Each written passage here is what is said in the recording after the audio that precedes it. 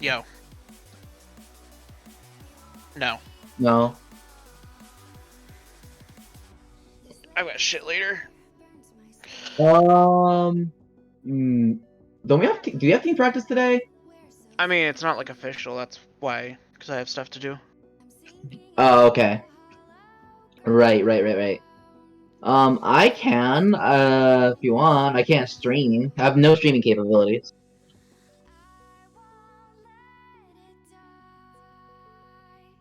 What time is this game?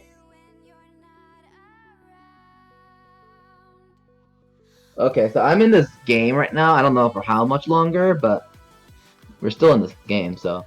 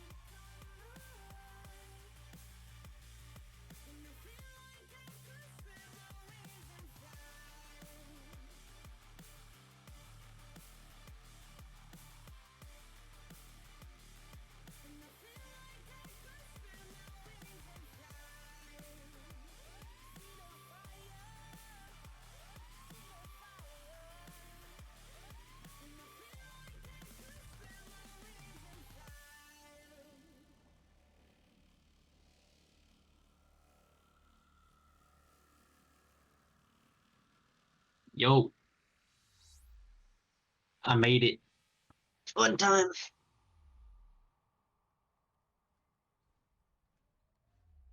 Yeah.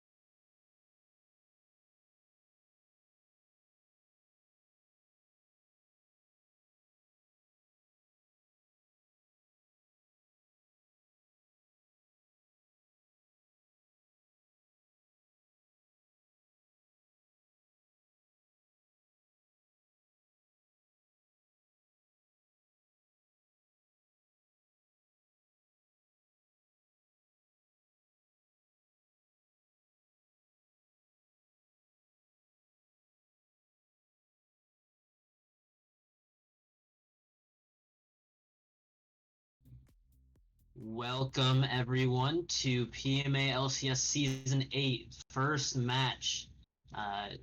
Our teams this evening are going to be Dogwater Gaming and Frankie Flesh's Flirty Fudge Factory. How adorable. What an adorable name. I believe FFFFF is starting blue side. And from what I understand, top 2 bot, if they're in order, I don't know if they're in order or not.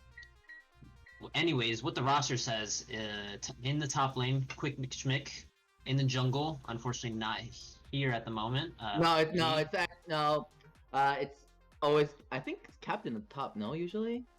Or is it? It can't be. I think it's, usually it's what it is, how it goes. I think it's Panic at the top had mid still, and Quick McSchmick in the top lane. I think it's order except captain at top. I would rather just do LCS order. I think that's easier, but either way, we believe it's Quick McSchmick top.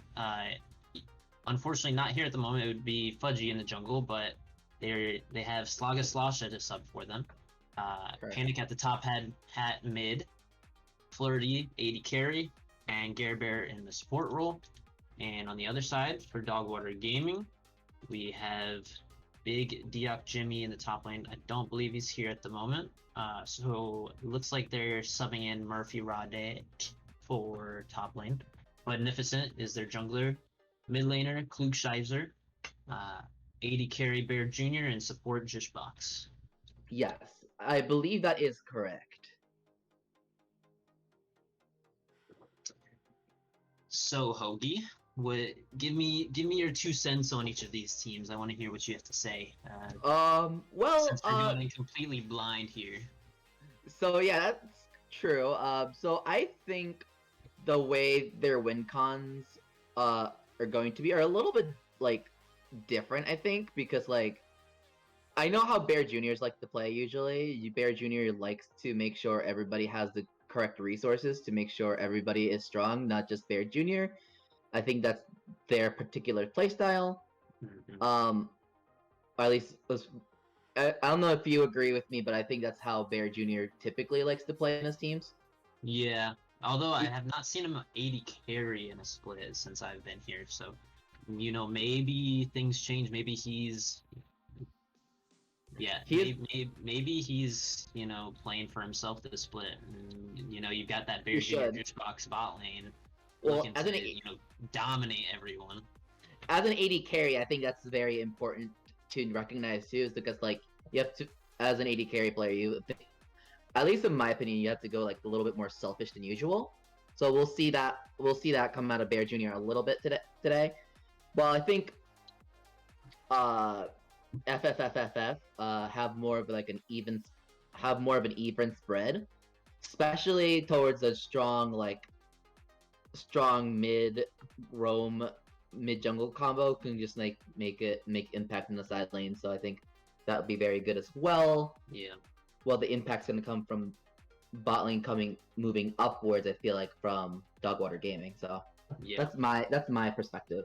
Yeah, no, I agree. I definitely think Dogwater Gaming's strength comes from that bot lane. That you put Bear Jr. and Jishbox, your 2 highest picks in each respective round of the draft, and you put them in the same lane together. You want them to go hard. Whereas Frankie Flesh's Flirty Fudge Factory, I don't know how I'm gonna manage to say that name all the time. F5, yeah. I like that. F5, love it. I definitely think this team's strength comes from. I think this team is very well-rounded. Yeah. And I think everyone on that team can pop off. It's just a matter of where you want that pop off to come from. We've seen Flirty pop off. We've seen Panic at the Top Hat pop off, and even last split, Quick McSchmick really made a name for himself. Quick McShmig! He dominated Division Division 2 finals, and so you have people all around the board that are able to make an impact. I'm also interested in seeing Gerberg's return to the bot lane. Mhm. He's pretty much a playmaking support, so we'll expect to see him like try to make some like really good plays, really proactive plays. So I think we'll see that out of him in the bot lane as well. Yeah. So Yeah, I think this is a good matchup for our first match of this split. I'm excited for this. and they started with a Morgana ban from F5 and Galio coming out of Dogwater Gaming. Galio ban. They put a different link. They changed the link a third time. And then we see Malphite ban coming out of F5. There's no Jimmy on the other side. Jimmy's being subbed out, so I don't know. I guess Murphy Rada does play it as well. I mean, it's just the quintessential, PMALCS pick, not so. Fair enough. Banning it away is always a good thing in this league. And same with Morgana as well. Morgana is just a PMALCS staple. So you take away those two staples of leagues, especially with teams that haven't really played much together yet. Don't know much about them. It does well. And then we see Senna and Sivir coming from DWG here for their last two bans. And we're going to see Seraphine first pick. That's not something I've seen since the beginning of Season 11, when Seraphine was released and was the most broken champion in the game for like 3 months. Yup. Frickin' pop star PR champion being the most OP champion. Yeah. Who would have guessed? I mean, it's still a great pick. It's still a good flex pick. So, and especially in a league where having that flexibility,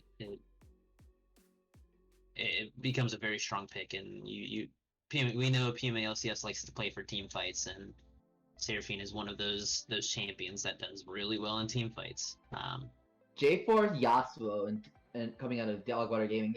Bear Jr.'s Yasuo. Wow. And J4, I think that's either Beneficent or Klug pick. I am not 100% sure. I know they both play Jarvan fairly well. So yeah, Beneficent is in the jungle, so I'm assuming it's gonna be his pick here, and then we're gonna see a response with Zach Graves.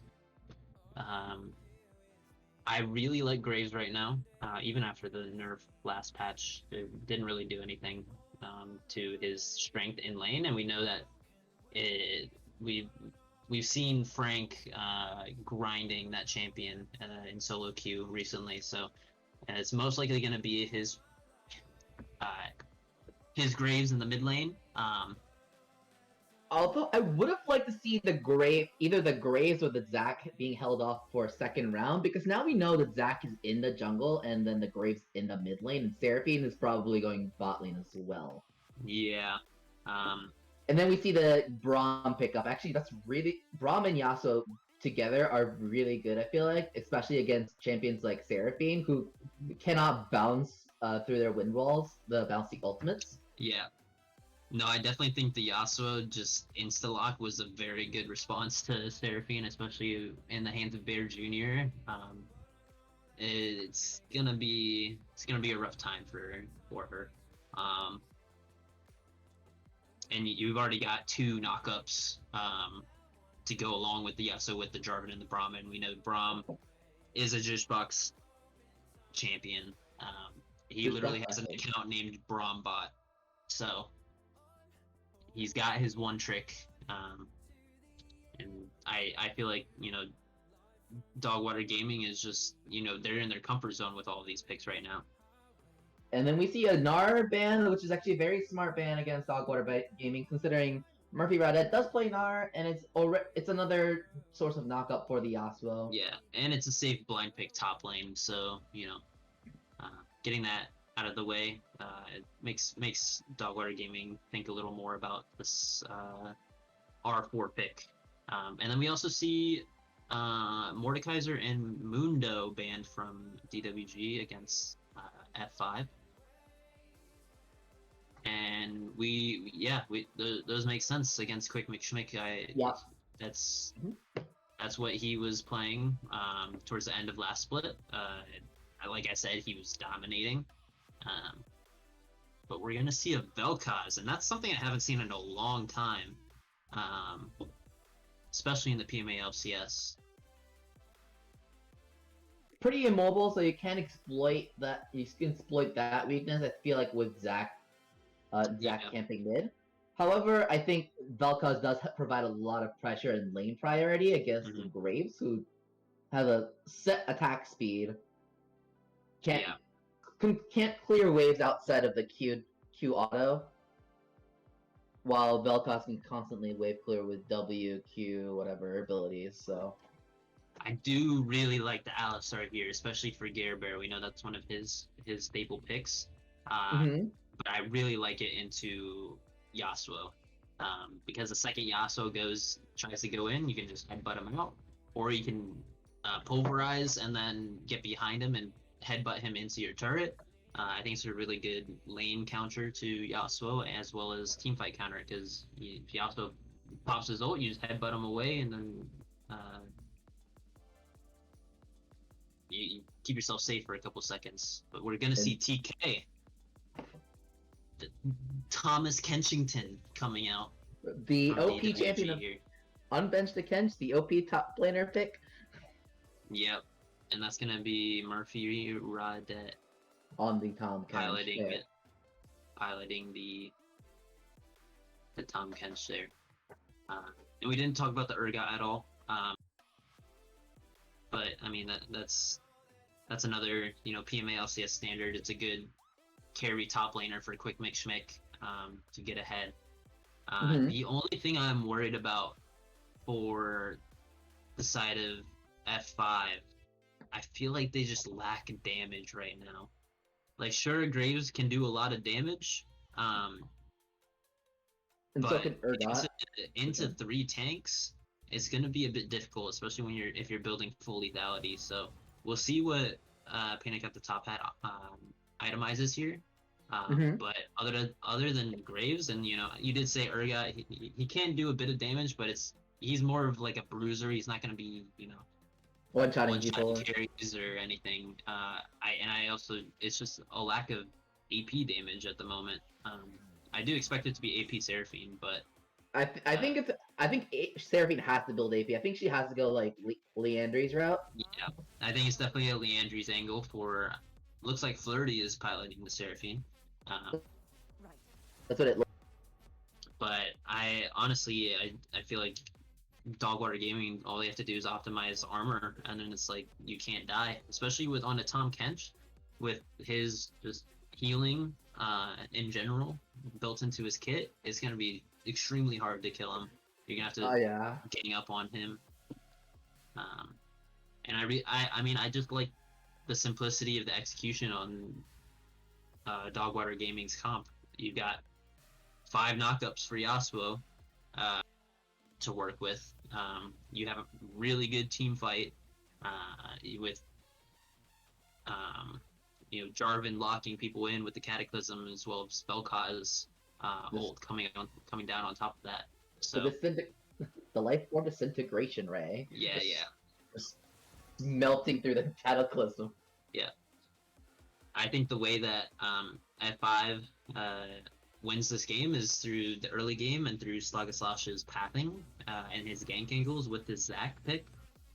If they're able to get ahead and, especially Graves and Urgot, if they're able to get ahead and you don't have to worry about, the side of Dogwater Gaming, them optimizing a lot of armor before your spikes, that's going to make it a lot easier on them. And but I feel like once you get past that 25, 28 minute mark, it's going to become really difficult for Mhm. F5 to really win any team fight. Yeah, although they have a lot of AoE lockdown for sure, with the between the Encore, the Headbutt Pulverize, as well as Zack's combination. Mm-hmm. I think even with that, the follow up damage, you have to be able to finish it off with a Graves Yeah. Urgot, which might not happen. I see what you're saying. It's not a lot of follow up damage, even though they can get a lot of lockdown. Yeah. You can probably get the Bel'Kaz, probably can get maybe you can get the Yasuo if he goes like damagey, but even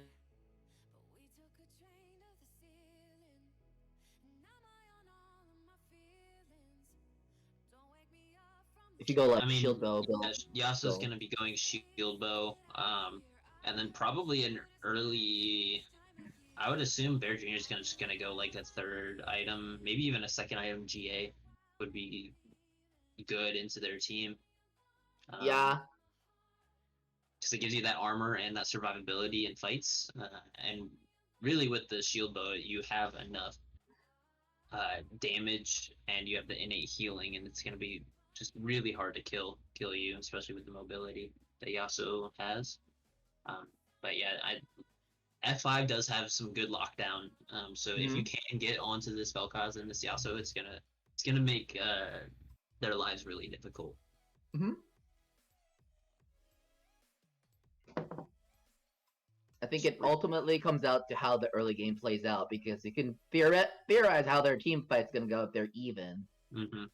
But at the end of the day, if they can pull off, or if F5 can pull off a really good early lead, doesn't matter if it's a Seraphine that's going to be the primary source of damage. She's still gonna hurt a lot Yeah, if she has been able to snowball her lead efficiently. Same thing with Graves. So. yeah. Really, I think all you have to do if you're F5 is camp mid. I think that's your win con here. You Mhm. just camp uh the Graves, who once if Graves gets ahead, he is one shotting people. Um and Yep. especially against the Vel'Koz with, as you said earlier, immobile mage can be very punishable, especially against a Zac. So I really want to see Saga Sasha prioritize mid lane here. You could also go for some cheeky bot lane ganks if Bear Jr. and Juicebox get a little too hyphy down there. Um, Mhm. I think a lot of this rides on Slaga Slash's um, decisions in the early game.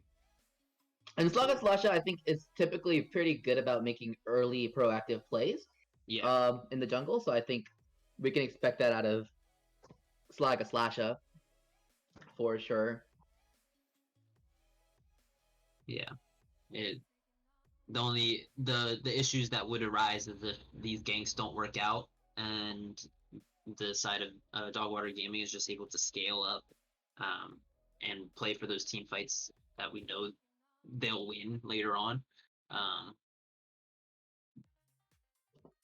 so yeah, I'm really looking towards this jungle matchup.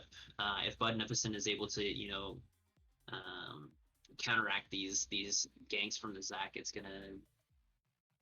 it can really change how the pace of this game goes. It's gonna be very very reliant on jungle here. Hmm. Who do you think has the upper edge here? I have my thoughts, but I want to hear your thoughts first before I give my input. I I think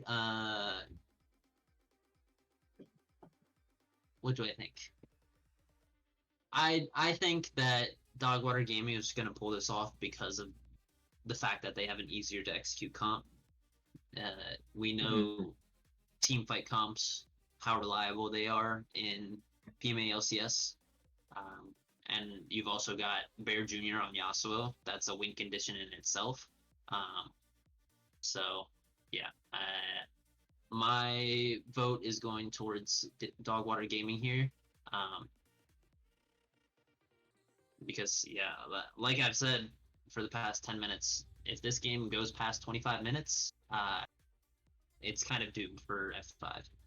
I think that's what I was gonna say as well. I think as much as I like F5's comp, I think they could have done with a little bit more damage, and I think it's like you said, it's easier to execute on the Dogwater Gaming side, especially with 4 different knockups, or Yeah. actually no, 5. All 5 champions have knockups. Yeah. So sounds good. Sir, yes, sir. While we wait for the game, for the game to actually load up. Oh no, there it goes. Never mind. All right, classic 10-second pause coming up. I All right. paused the 10.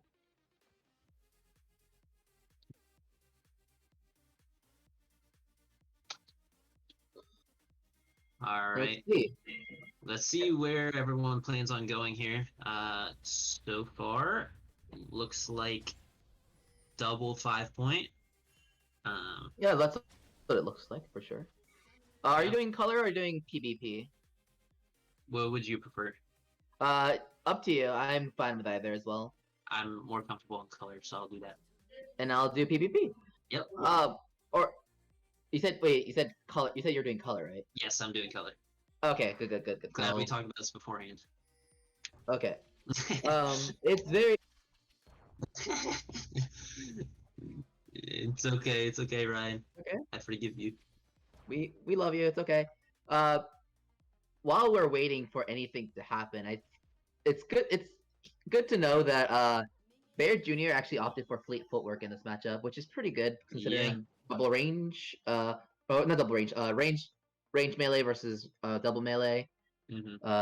Yeah, I think any lane that you're, almost any lane that you're playing into a range as Yasuo fleet is just the superior rune, especially on Seraphine, who likes to poke a lot. What's interesting here though is the choice of summoner spells from Bear Jr. and also the mid laners. So Bear Jr. took teleport on the Yasuo here. Usually, with Yasuo bot lane, you would see a combat summoner, so like exhaust or ignite, and then have the support take the other one.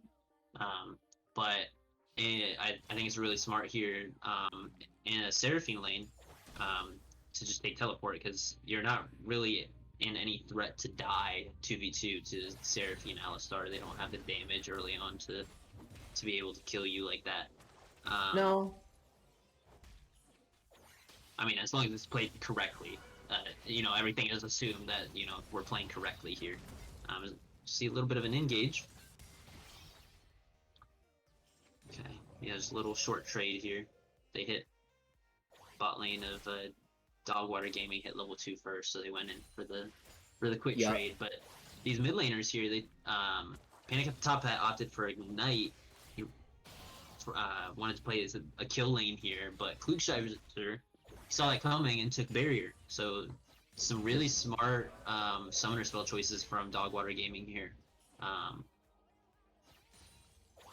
Oh. The knockup's not gonna do anything, but I mean, landed. And we do see Slasha opted for the 4 camp clear and looking to do a little invade. He has Quick Mix Schmick come down to help with the scuttle. So they're gonna secure the top scuttle here. Yeah, play mid prio as well. Yeah, So you've got the mid prio, so you're able to do this. And then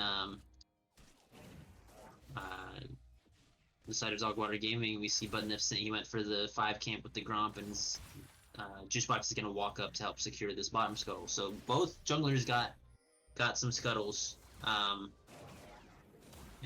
so we're gonna see a gank coming in, maybe, possibly, potentially, from Buttonifcent. Oh. Oh, good snare. Oh. The combo's down. So, and the knockup comes up from J4, and then the first blood comes in from Yasuo. Oh gosh. really good patience coming in from Beneficent there. Waited for the headbutt pulverize combo to come out from Gare Bear so that he can't disengage the J4 combo. Good Yeah. discipline there. Yeah, it was very good. I thought Gerber played that really well, but as you said, Beneficent waited it out and was able to get the knockup, and they got the CC chain they wanted onto him, and they were able to pick up the kill. And that's 1 kill on Yasuo already. Yup. And that's already 1 kill onto Bear Junior's Yasuo with a call, and came back with a call. Yeah, he took a cheater recall early on, got the call. Still up in CS, so with the kill and this wave is pushing into him, he's gonna have a fantastic time in this lane. Yeah. And has a good wave. The switch is gonna freeze right before tower range. So this bot lane of F5 is gonna have to play really safe.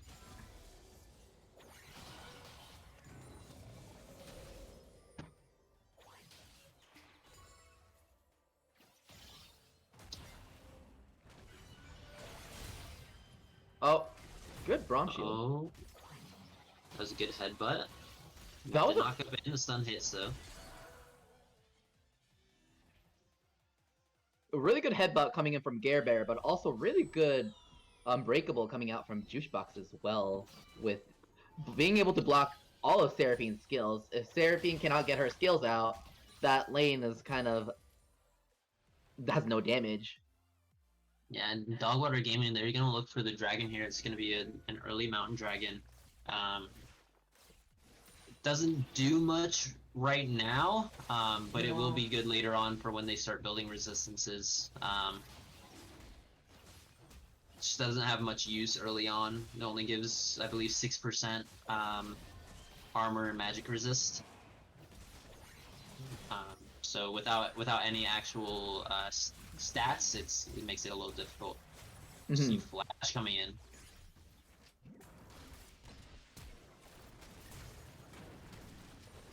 Good.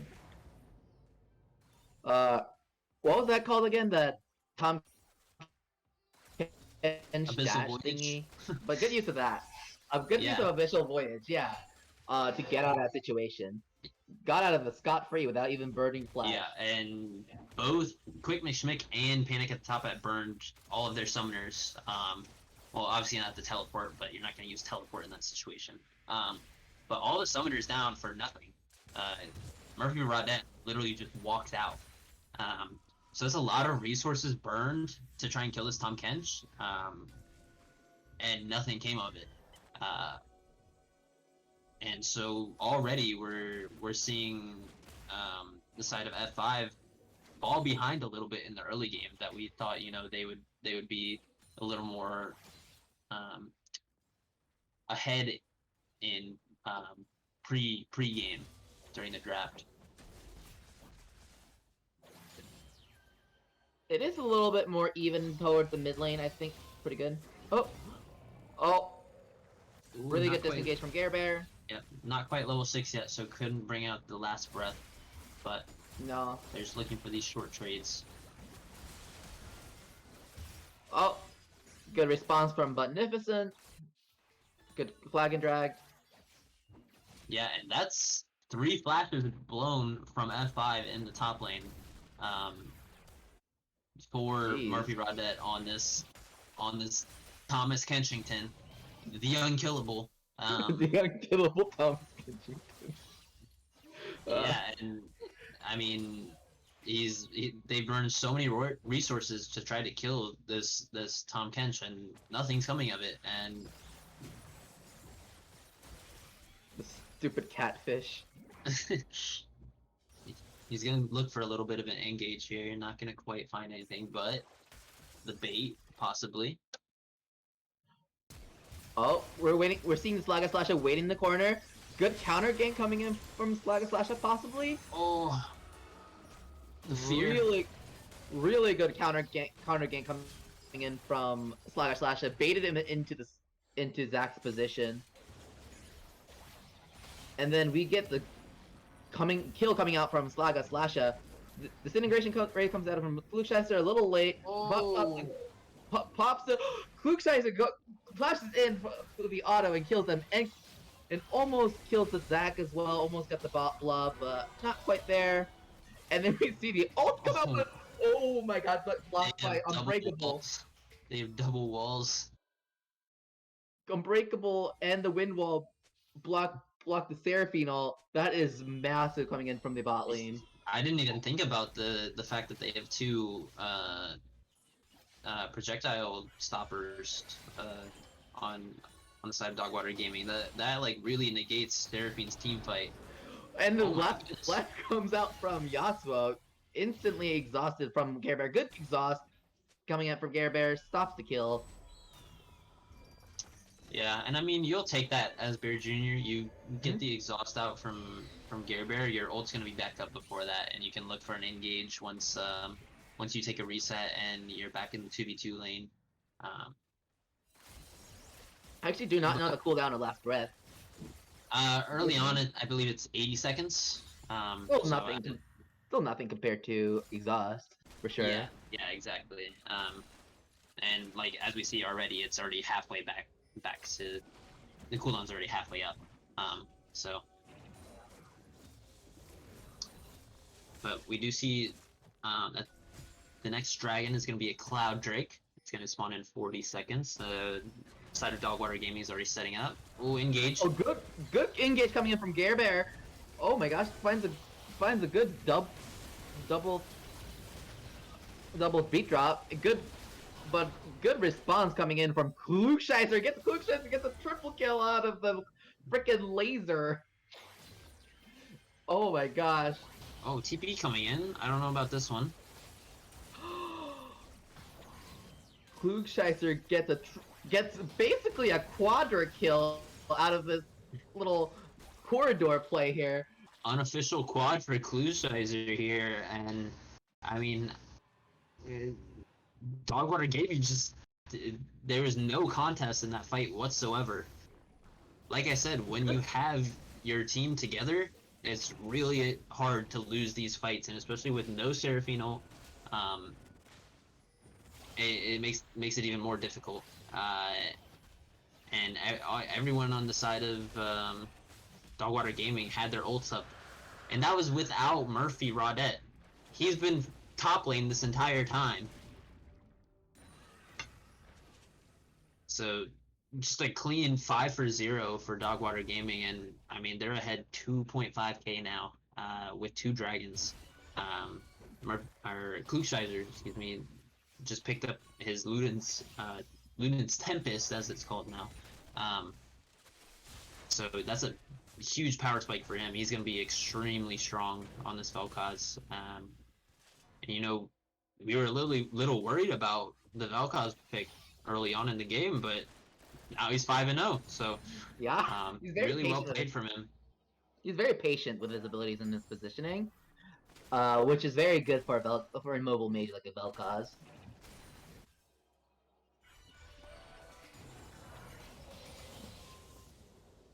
And we see a little bit of scuffle in the bot lane. Not much comes out of it though. Yeah, but it looks like the side of Dogwater Gaming is gonna collapse on this Rift Herald take here. Oh, Cataclysm comes on to Panic at the Top. Panic at the Top has to flash away. Quick Schmick's being engaged on by Murphy Rodette and Budnificent, and Budnificent takes down Quick McSchmick there. Really good pickup, really good pick with the Cataclysm from Budnificent. And then, oh my gosh, this Bear Jr. is going in with Braum, and the final blast comes out, and then exhaust comes out, Gare Bear, but Seraphine ult gets blocked by Windfall again. And then Seraphine finally gets a shutdown on Bear Jr. on the Yasuo as he was diving under tower. Yeah, that was very well played from Gare Bear though. On the Alistar, the first thing he did was pulverize Yasuo as he went in, and then he headbutt the Yasuo under the turret. And Bear Jr. took a couple tower shots before getting back out of turret range, and then he had to dive back under the turret to kill Flirty. Which then in And- turn killed him too. So Yeah, and so Flirty came out on top with getting the shutdown on Bear Jr. So you'll take that any day if you're Flirty.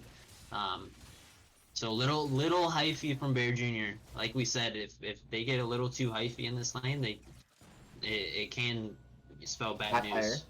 Yeah. But as we saw in the last team fight too, Seraphine has to really be careful, especially with the wind wall just blocking Seraphine again. Yeah. I mean, and that's really the only ability you need to save Windwall for, unless you're blocking Graves damage. But speaking of Graves, yeah, as long as you have either the Unbreakable or the Windwall up, you'll be fine. Okay, so we're gonna get a little bit of a pause here. Some internet issues or game issues, I don't know, for Klugscheiser. correct. Klug's game crashed, according to the chat. So Yep. that's what I'm assuming. Some wholesome things coming out of chat. proud of Juice, says Flirty. How cute. All right. Good damage coming out of Seraphine onto the Braum. Yeah, with the Leandries, you start to you start to do a little bit of damage in the mid game. The mid game is kind of your is the game frozen for anyone else? Yes, game is frozen for me as well. Okay. Is that at 15-12? Yes, it's not 15. Oh, oh, it's back. we're back. Okay. I think we're still all at the same spot. Yeah.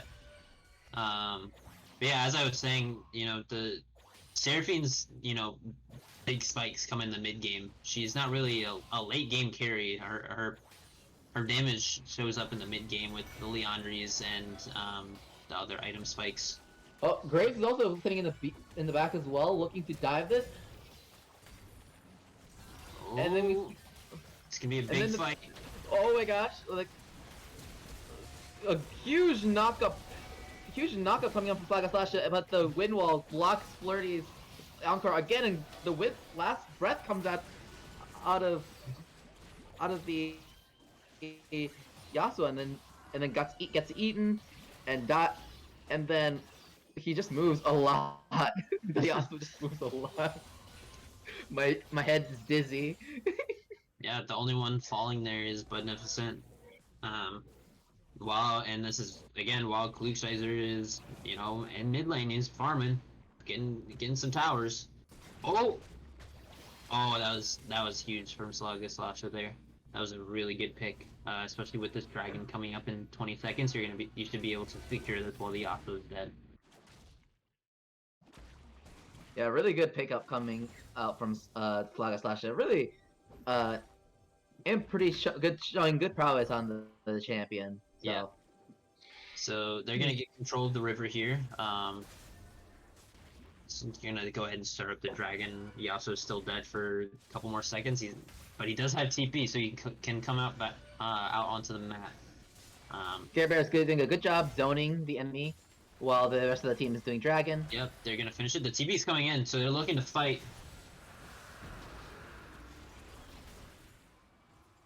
Yasuo's looking. I think this gets disengaged though. Yeah, it's a very good disengage from the side of F5. Picking up the dragon for themselves, stopping Dogwater Gaming from getting soul point. But I mean, still, this game is still really hard for them. The Dogwater Gaming just has so much map control here. The only reason F5 was able to pick up that dragon was because of the out of vision pick from Saga Sasha. Really great play. But if it's a 5v5 at all, we see a TP coming in from TP. Oh my gosh, collapse onto the bot lane of Bear Jr. Oh, good wind wall to block the Urgot ultimate, and the Panic at the top hat's picking up Juicebox. Good encore coming in from Juicebox. Oh. I think Klugscheiser's caught here. Klug got stunned by Gare Bear. Oh yeah, this Klugscheiser's so dead. He's dead. And That Seraphine was- gets the shutdown. That's huge. Yeah, that was so good for the side of F5. That's really good awareness to go for that play. You see Bear Jr.'s almost under your tier 2 tower. And they go for the TV play. They don't actually pick up Bear Jr., but they pick up 2 on the back end and they get a big shutdown on Klugscheißer. And you know that cuts the gold to only 2.5k now, or Yeah. 3k. We'll round up for Dogwater Gaming. They need it right now after those last 2 plays. Over Yeah, Murphy Reddit and Budnificent are taking doing a cross map play here, trying to get the Rift Herald. Yeah, I mean, a 19-minute Rift Herald isn't really gonna do much, so you're probably only gonna you may get 1 tower out of it. Wait, who got that? I didn't see who got it. I think. Okay, Oh, okay. Red team got it, but Red team got they it, are yeah. going to die. Not sure if it's worth at all. This is not worth at all. Oh, he's still going. Okay, they stopped going. Okay. But honestly, like this mid game, the F5 is playing it extremely well. They're looking for picks across the map, splitting up the members of Dogwater Gaming. But Bear Jr. is looking for the engage. Good engage coming in from Juicebox. Good attempt on a disengage by Bear. Bear did a good job with the headbutt pulverize. However, Juicebox with the glacial fissure helped pick off that last 2 kills on the Yeah, bot and lane. unfortunately, Flirty just held his flash for too long. He really needed to use it earlier to survive that engage, but kind of greeds a bit to hold on to it and ends up dying for it. But yeah, I of course, as I was complimenting F5 on their cross map plays and getting picks around the map, they go and do that. But Happens to all of Yeah. us. I think they might be looking again here, but I think they're just gonna die. Yeah, I Bear think. Jr. is really strong. Oh gosh, Bear Jr. with Juicebox and the Braum and Yasuo ult. The last breath was out, and last breath helps Flirty. secure the kills. Oh my goodness. He's gonna pick up the solo kill on Klugscheißer. I don't know what happened there, but well played, I guess. Also forces out the TV from Murphy Rodet, which came out a little late. Probably not expecting his mid laner to die outright to a Seraphine like that. Yeah, but- Seraphine's damage is not to be underestimated right now, considering she does have good burst damage, especially with double high note. Yeah, no, definitely. Like I said, she does a surprising amount of damage in the mid game. It's just once you get to that those late game stages when everyone has more health and resistances, it becomes you don't really notice that damage as much. But in the mid game, her damage spikes are really high. So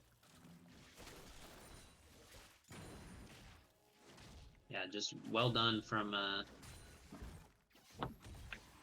Flurry there, knowing the limitations of his champion. Good juke, but Good can't juke. get the top that. Yep. All right, and then this is gonna be the 4th dragon of the game. It's gonna be we have an Inferno Soul, so it's gonna be highly contested. Okay, Probably- so the Rip Herald is actually a really good play here because you could just pressure the tower and the dragon at the same time Yep. with good timing. Yeah, well done there from Dogwater Gaming. They're gonna look for the engage still. Good Cataclysm, almost gets the kill. Great trip 3-man pulverize coming in from Bear. Oh my god. However, Bear Jr. is just annihilating everybody with his combos, and oh Jesus, the Bear Jr.'s Yasuo is quite massive at the moment. Yeah, he's taking over. Yeah, Flurry's positioning there was frankly not it. Being out on the side like that is not where you want to be as Seraphine. You really want to be behind your front line. However, And that being said, I think Gare Bear did have a really good look. yeah, no, Gary Bear played that really well. It's just the side of Dogwater Gaming, they played it a little better, saw that Seraphine was out of position, and instantly went for the engage on her. She just got one shot. There's no counterplay to that, other than, you know, being in the right place. But Oh, somebody just made a joke in chat. I'm not gonna dog on Flirty too much, okay? Somebody made a joke in chat, by the way. Frankly, as in Frank. Oh yeah, no, that was intentional. Oh, okay. I just noticed that. I'm like, ah! Yeah, that was definitely intentional. It's not bullshit because I thought about it before I said it. You can watch the VOD. I hesitated as I was saying it. I was like, yeah, I could make that joke right now.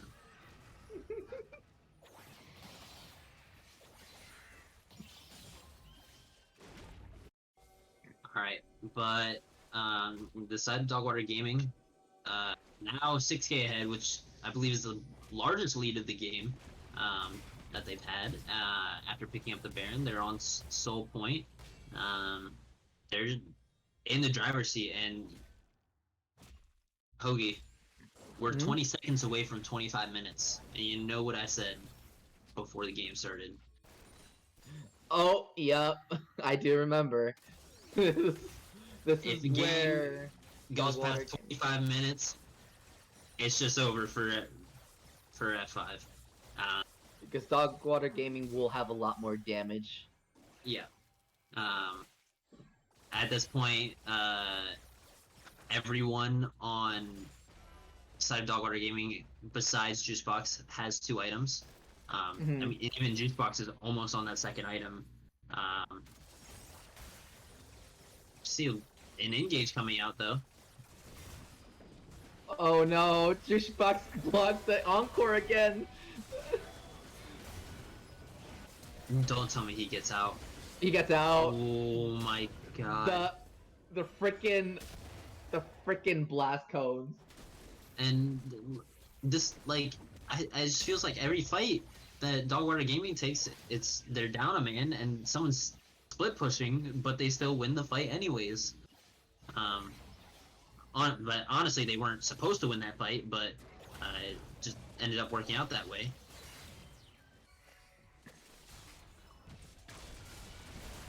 And Beneficent's gonna find Flirty out of position, gonna pick up that kill, and Bear Jr.'s just taking every resource there is to take. And then Yasuo just cleans up the oh, and the exhaust coming on Gare Bear. Good exhaust. Oh yeah, really great exhaust there. Well played from the side of F5 there to collapse on Bear Jr., who was, you know, greeting a little bit, being by himself on the other side of the map. You may be strong, but you're not that strong if you just get perma CC'd. So also not 1v5ing. Yep, classic Yasuo. Yep, classic Yasuo.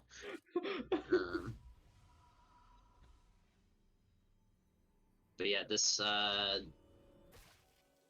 dragon's gonna be coming up in 30 seconds. He also will be up for it. He has TP. He can get out on the map quickly to help just, you know, maintain river control here, which I would like to see him do. And they're gonna look to grab the Infernal Soul, which, in my opinion, is the second strongest soul in the game right now, behind Mountain Soul. Just big fight though. Big engage coming in from the Seraphine Gare Bear, but unfortunately the damage is just too strong on the side of Dogwater Gaming, and they don't have enough follow-up, like you said, on damage department from F5.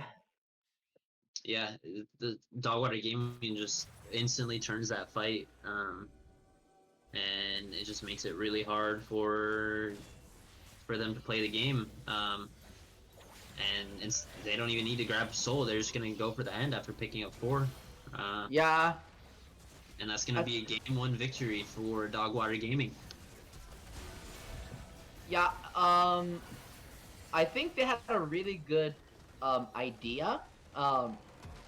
Definitely good engage coming in from Gare Bear. and good combo with the Seraphine. Unfortunately, a lot of the picks coming in from Dogwater Gaming countered what they wanted to do. For example, the Bear Jr. and Juicebox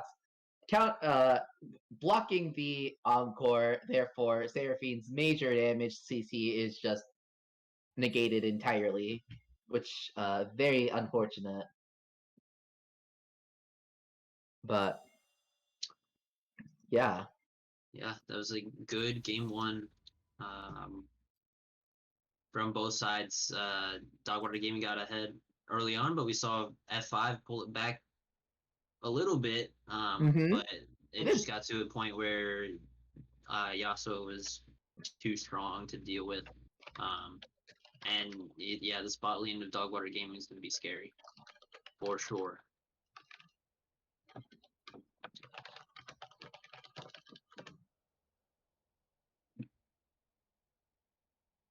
Who's Darth Magus? Lol. No clue. uh, interesting.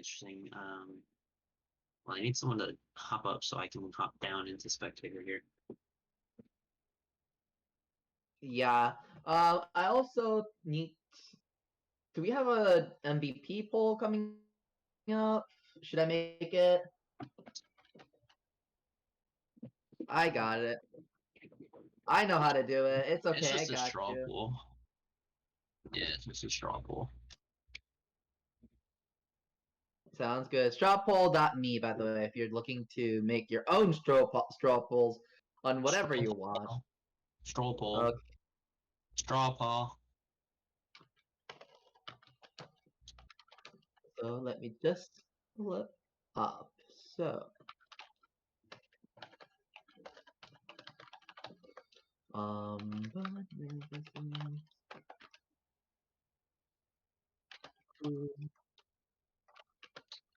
Yeah, we'll take a quick break before the start of game 2. I just need to pull up Klug's name because I cannot. Lord knows I cannot spell that.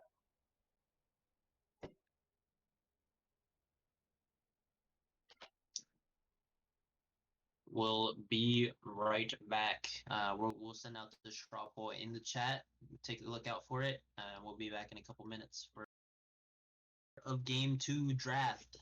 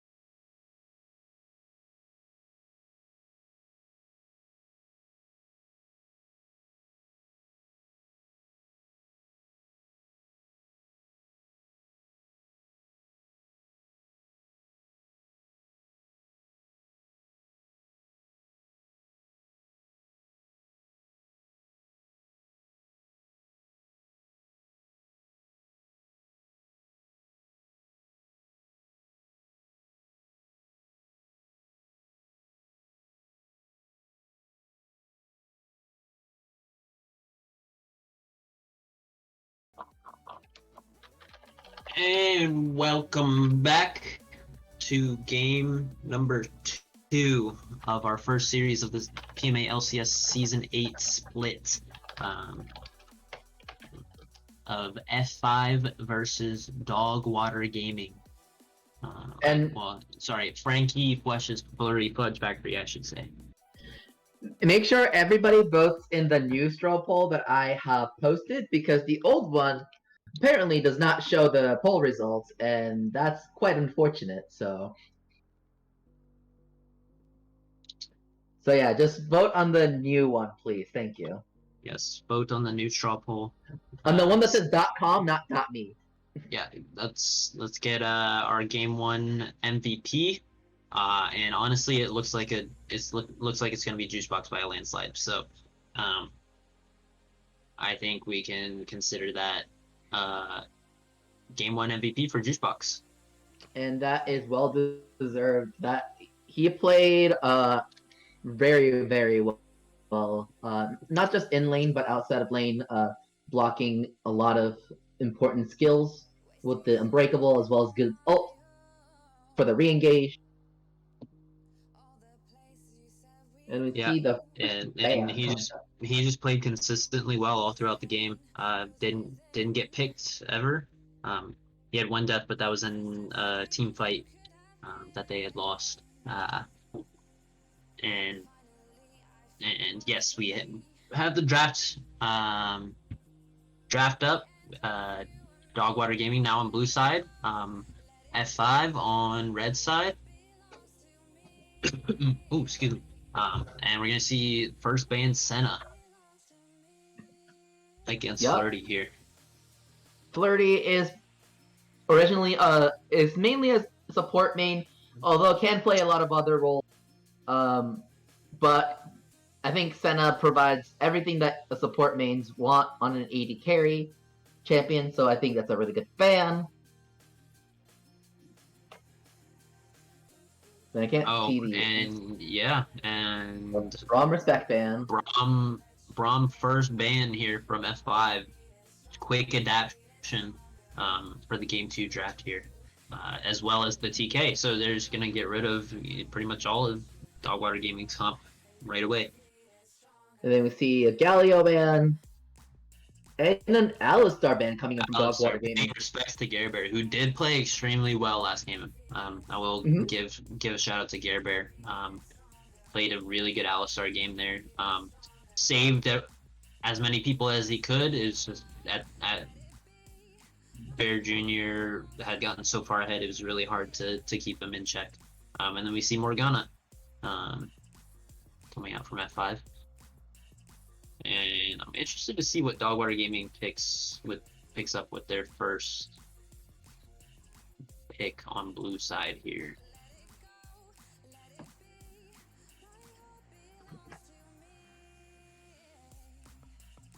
It's just gonna be the Yasuo right away again. First pick Yasuo. No hesitation. They said if it ain't broke, don't fix it.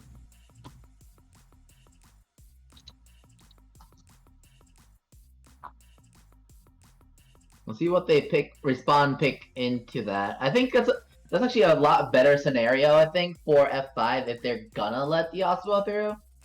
Just because now you know what to pick into it. I think it's a pretty good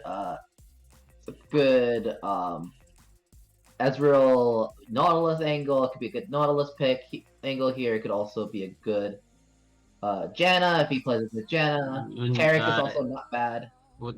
Yeah, so Ezreal Yumi coming out. In response to the Yasuo, they just want to play it safe and scale up. And we see Dogwater Gaming now pick up the Zac for Budnificent. A little steal away from Saga Sasha here.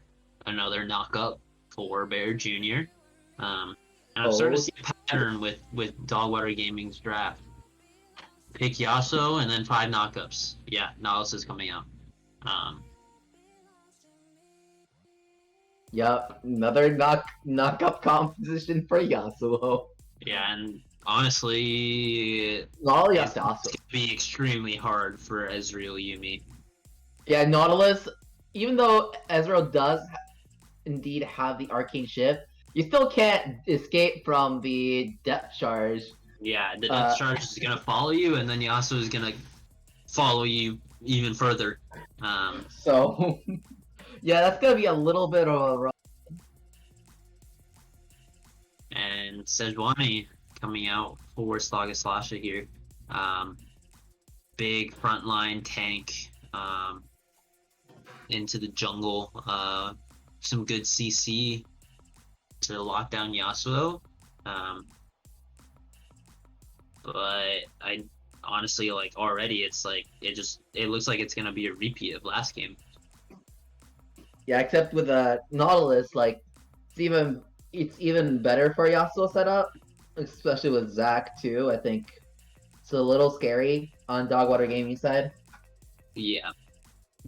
Good ban of Gnar and Vel'Koz. I think those are really good picks, especially with the Yasuo composition. I think those two are really good bans. So good from the F5.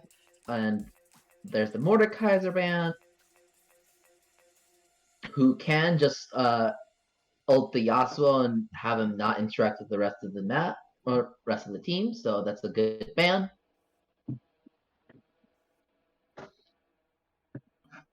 Yeah, Mordekaiser Echo coming out from Dogwater Gaming. Take away from Quick McSchmick and Panic at the Top Hat there. And Dr. Mundo. Mundo! Quickie McSchmicky up in the top lane. Big frontline beast. Can't be CC'd.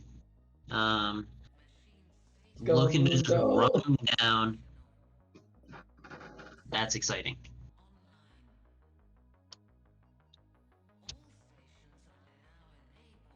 Oh, wow. Gwen coming out from Murphy Broadette here. It could be a Gwen jungle, maybe. No, it's Gwen, no, it's not jungle. It's Gwen top. Yeah, it's Gwen top into the Mundo. And honestly, you know, Gwen is really good into tanks. Has crazy shred. She's gonna lose the early game because Mundo has that adaptive force on his E. Gives him a lot of attack damage. But once Gwen starts building a few items, will shred through this front line. And is that going to be a Kled mid lane for it? It's going to be a Kled mid lane for Panic at the top, I think. Oh my goodness. I love that pick. Although my only concern is now like how much damage are you going to be able to put out? Yeah, I think they honestly made the same mistake again. I think they didn't pick. They don't have enough damage. All of their damage is on Ezreal here. And Kled too. But... Kled can do some damage, but like again, it's this bruiser tank hybrid, especially depending on how you build him. Pick. It's not gonna shred through this front line of Zac, Nautilus, even Silas. Gwen is like a pseudo tank because of the healing. Like, it's just gonna be really hard for F5 to really find kills. I think. Yeah. But I think, like, you're right. I think you have F5 struggling from the same compositional issue of being able to have enough damage. However, I do think with the Yumi pickup, I think she can provide a little bit of adaptive damage to her whoever she's attached to as well. I think that's gonna alleviate some of that damage issue. That is true. And honestly, Yumi on a Mundo, that's kind of scary. That's a lot of healing. Even with heal cut, that's a lot of healing. So yeah, we're definitely gonna see some early heal cut come out from the side of Dogwater Gaming to deal with this Yumi Mundo.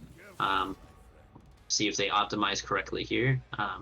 But since their damage is also very auto attack dependent and can't just get away with using abilities except for Ezreal Qs, but Ezreal Q still counts as auto attack anyways. Yeah. And I mean, if I think Flurry is a able Bramble to, that if Flurry is able to position correctly, although it's going to be very difficult, he has to play almost perfectly to pull this off. But if he's able to position correctly while also putting out damage, Mhm. it's going to just be one moment, very sorry. hard. It's going to be very hard for this team of 5 melees to get onto the Ezreal. With the Arcane Shift, with Yumi's speed up, with the heal. But it's gonna be hard. You pretty much have to play perfectly. You kind of have to stay out of depth charge range. Also avoiding Zac E. There's just a lot of things that you need to look out for that make this game really hard for the Ezreal. So, unfortunately, once again, I have to give my vote here to the side of Dogwater Gaming. I think their comp is just overall more versatile. It's able to do more than the side of F5s. Yeah, I think I tend to agree too. I think it's definitely lacking in damage a little bit from F5. If F5 can get up the head, I think it'll be okay. I think they could pull it off, but composition wise, I think Dogwater Gaming still has it. Yeah, it just seems really difficult for F5 here. Little disappointed in their drafts in both these games. Hopefully, I mean, the game's not. Of course, the game's not over yet, but It's not over, of course not. they can definitely win this game. I just think it's like they've just made it harder for themselves to win this game. But I would still like to see some draft adaptations in the next in the coming weeks. Absolutely. Oh, there goes. I was like, how do I?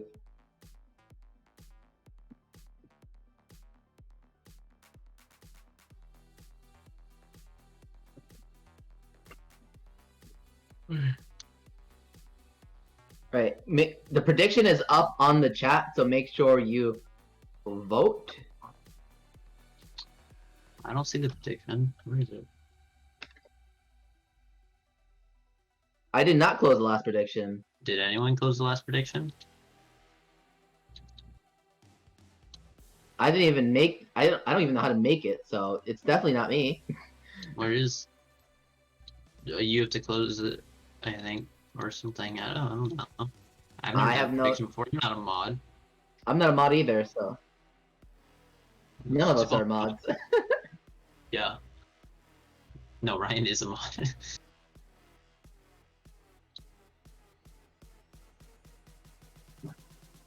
I mean, we all know who you are.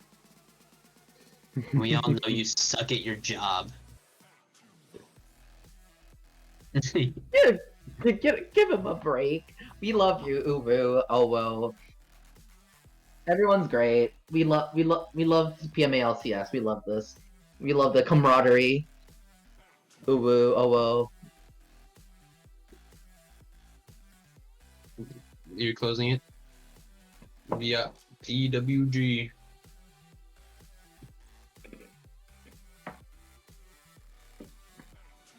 And also, a good thing to know, we do have double melee on the top half of the map, which is good for Sejuani's passive. Just a little side note. So we can do a little bit of a lockdown. You just have to be careful. You just have to be careful against Gwen, who can just block it. Yeah. Yasuo, who can just block it. Well, Gwen doesn't really block the Sejuani ultimate. She just dodges it. She's untargetable or that's true. Okay. Unhittable. It'll go through and hit someone else, but Yeah, it's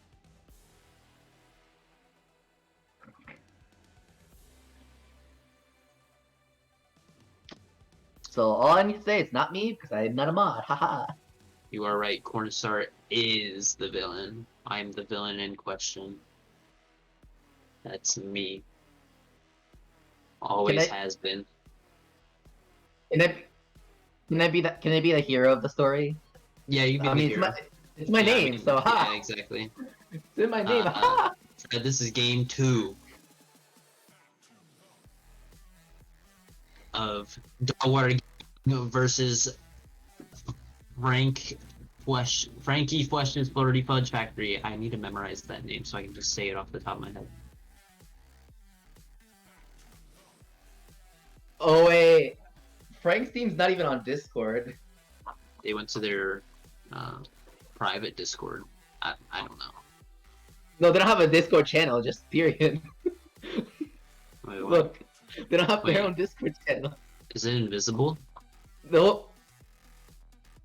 It Is could it be just- invisible Wait, can you to make everyone invisible channels? other than. Yeah.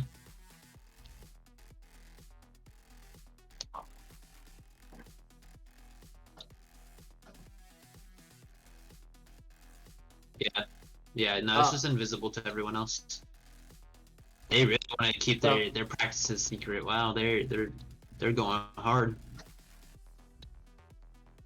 All right, all right. All right, and Game. we are getting into game 2 here. Skin check. Okay, well, F5 definitely wins the skin check. Oh, Neil was the culprit of closing the last game prediction.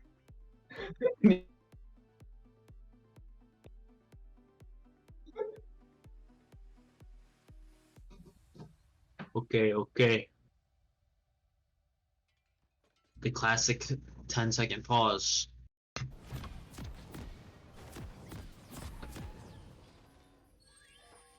Okay, I am paused at 10. Oops, I accidentally paused at 12, so let me just pause at 10 Okay. again. No, you say it 12. No, I already Well, I'm rewinded at it. 12 now, it's too late. We're at 12. Okay, sounds good. I'm also at 12 now. Okay. Alright,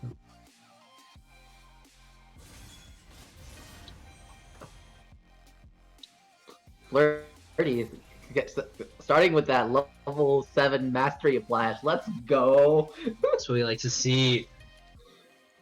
Alright, we're into game 2 of Frankie Flesh's Flirty Fudge Factory. I got it that time. Versus Dogwater Gaming.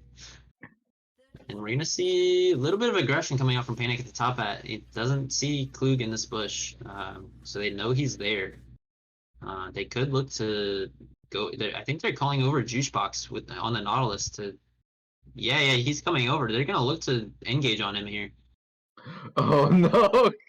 Panic, no! No! Oh, they didn't. Oh, they didn't. Oh, messed it that up. missed! Oh, they messed it up. I think he. Oh my goodness, they're going.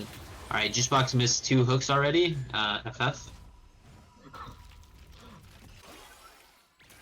Yeah, honestly, it is a curse.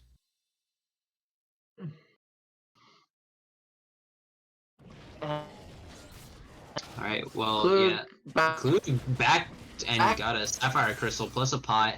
Just gonna TP back. Honestly, he should have grabbed a Dark Seal, or did he start? No, did he start with Sapphire? I don't remember. He should have picked up the Dark Seal either way. Don't really. There's really no reason to get a Sapphire Crystal early on. You just get a Dark Seal, so you're already ahead. Snowball at least. Yeah. Yeah, Sapphire Crystal doesn't give you any combat stats. Just makes it a little easier to farm in lane since you use a lot of mana, but a little bit of mistake there. So we see some trades going on. Good trade from Panic at the top hat. Turn that around.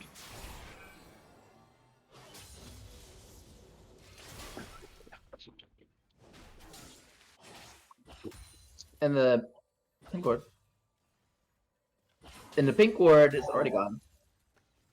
And the pink ward is already taken out. That was placed by Yeah. Gear Bear earlier in the lane. Yeah, Juicebox doing the classic camp and bush. And wow. That's why you pick up a Dark Seal, ladies and gentlemen. But oh my goodness, that remount Oh. into Ignite. Yeah, the Ignite from Panic at the top hat there. Taking it both games actually, really just playing to win lane. Paying dividends for him there. And some interesting pathing here. As Slasha didn't take the red, did a 4 camp, is on the bot side, and wow. And Bear Jr. once again with the cheater recall and just walks mid because he can. And they're gonna contest his. Oh, he TP'd. But yeah, still he just goes mid and they're able to pick up a kill, another kill on the Silas here. And maybe another one. Good flash from Slasha. Oh no, that's sad. Oh, that was a little sad to watch. Yeah, and that's gonna mean Budnificent gets the double scuttle here. You can just take bot scuttle and then walk up to the top side. Unless he wants to look for a gank bot. Oh, okay. Good hook coming in from the Nautilus, but good arcane shift from Flirty. Yep, just kind of negates that. And yeah, like I said, Beneficent is just gonna walk up to the top side here, grab with the help of Klugscheiser. Just gonna take the second scuttle. And that's gonna put him so far ahead of Saga Slasher here because Saga still has his top side to farm up. He's not. This is the first time taking his red buff, and it's gonna put him a little bit behind of Beneficent here. Only a little though, I think. It's only 1 camp behind at the moment. Experience-wise, he's a little behind because also lane experience that Beneficent I believe that, but he's gonna be like 3 camps behind in a second once Beneficent takes his wolves, or he can back. That's also good. he probably has a lot is back here. Yeah, he's got 1,300 gold. Definitely want to back there, grab his Bomby Cinders. Control Ward. Good buys there. I would like to see the Beneficent back. Not get the wolf. Oh, It's Murphy, okay. you can kill him. You can do it. Got item advantage. I think a little bit too passive there for Murphy Rodette. Definitely was able to kill Quick Mix there. I think that was definitely a kill angle. I agree. Especially like you said, an advantage. I said item advantage on the Gwen. Yeah, and with the back and getting the items against a Mundo that's 200 HP with no items. I think that's just the easiest kill you can get, but he just, I don't know, maybe scared of a gank from Sejuani as Sejuani was on the top side. Perhaps. But I think you go for that either way. I don't think Sejuani is ever gonna be there in time to stop that.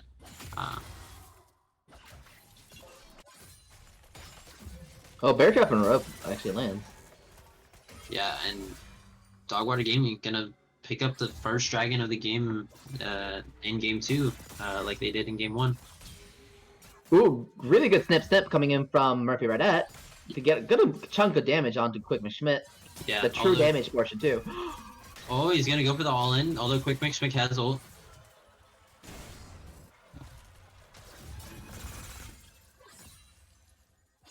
Both ults being burnt, and the 5 needle from Gwen's ultimate came out, so Gwen's ultimate ult I think in general that's a win for Murphy, as long as he takes it back. Shove this wave, take it back, you can TP back and pressure this. Pressure Quick Mix really hard. You're gonna get the item advantage as well as the pressure in lane. And with Quick Mix ultimate down, you have kill pressure, even though your ultimate However, you have to be careful of You have to be careful, Kled now, because Kled is actually looking up and has ultimate as well. Oh, he's Has looking charge for it. up. Yeah, he's looking for it. Not gonna find it. Still going though. And he can look for it. Oh wow. Yeah. Good. I mean, oh my goodness, is he dead? Oh my god, he lived. That was well played from Panic at the top at knowing the limitations of his champion there, knowing that he had enough damage with the ignite to kill Murphy under the tower. And as well as the fact that he has remount to reset tower aggro as well, Yeah, even if exactly. he did draw tower aggro. Yep. The dismount. And I mean, once again, we just see a dominant laning phase from the side of Juicebox and Bear Jr. here. Up a kill, up 20 CS, and they have a freeze in front of their tower. Although freeze, I think, breaks here, but they're going to look for an engage. Flash is burned. We didn't see it, but Juicebox blew Flash to look for a hook. Mm-hmm.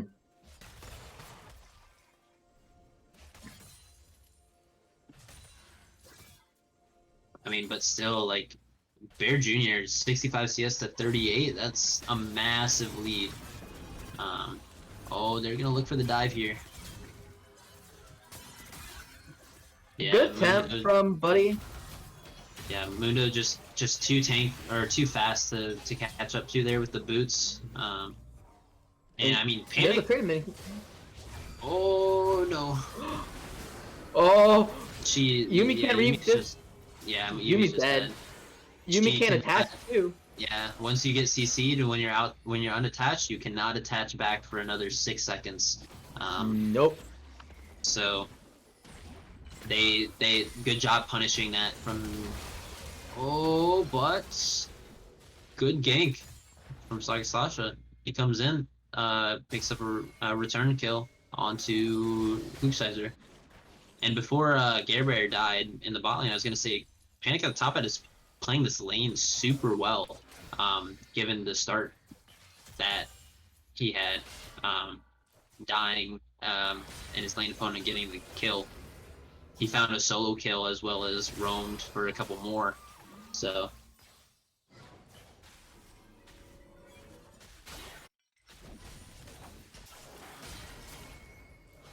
It's very scary, for sure. On the bots. Like, Yasuo already has 2 kills, and already has a 1.5k gold lead over the Ezreal, which is a little terrifying at the moment. yeah, I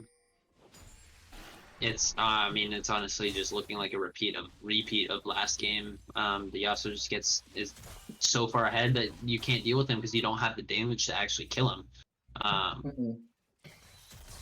Like now with the Vamp Scepter coming in, that's already so much healing.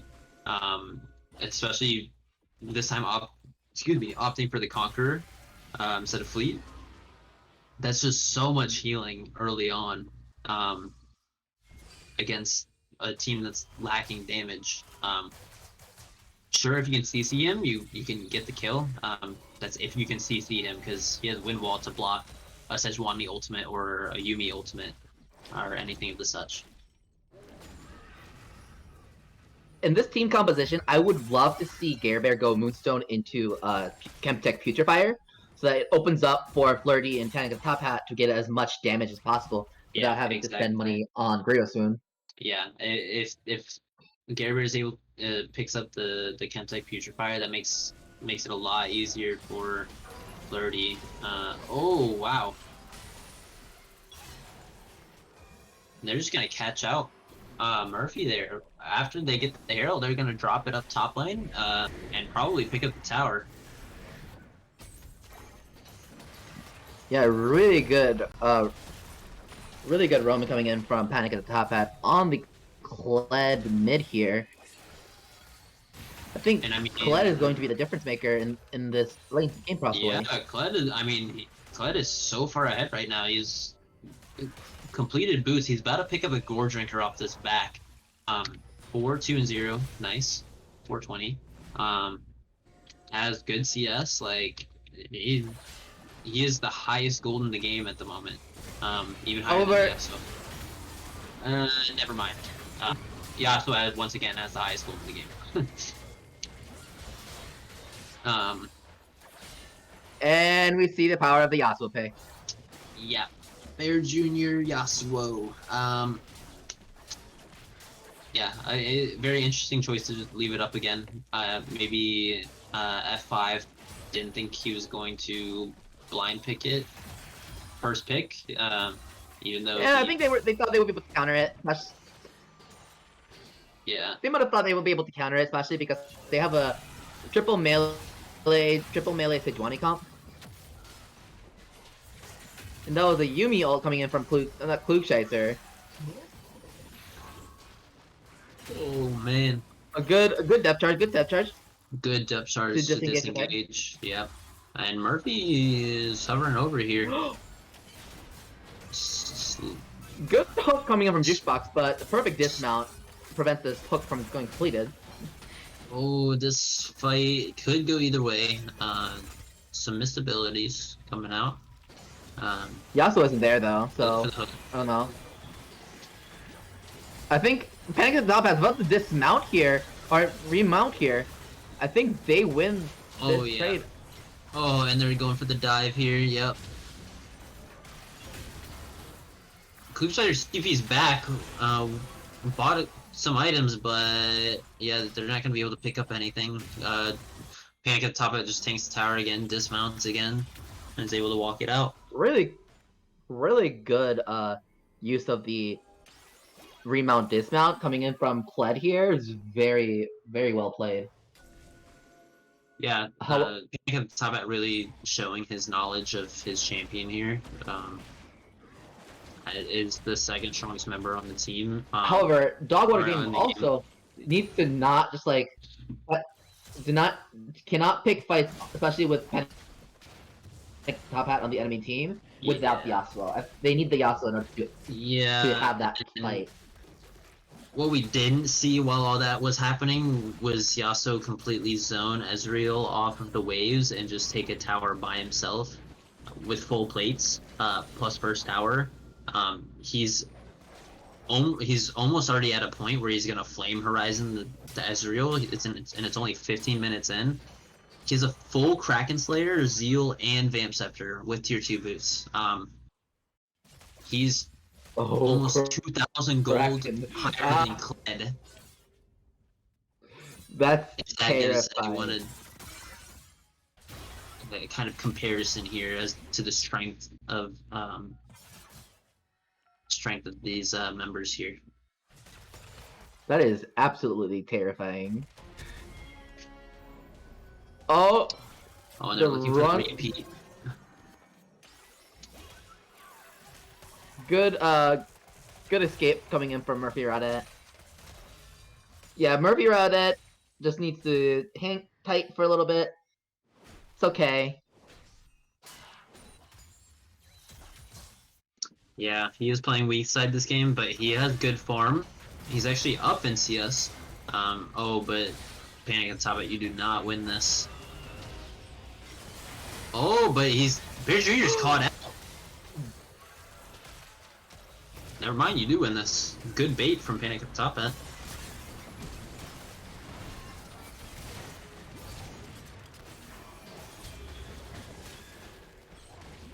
Both supports getting the shutdown on the 2-fed carries. Little unfortunate there.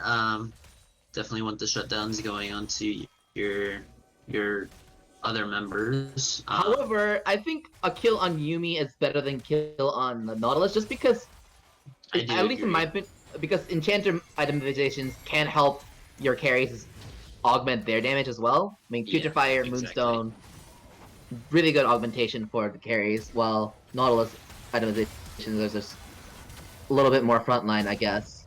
Yeah. Yep.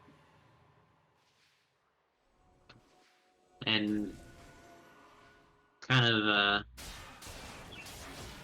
unnoticed, but Flirty's been having some really good arcane shifts this game. Juicebox is out of mana. I don't know if they want to fight this. They do have Yasuo.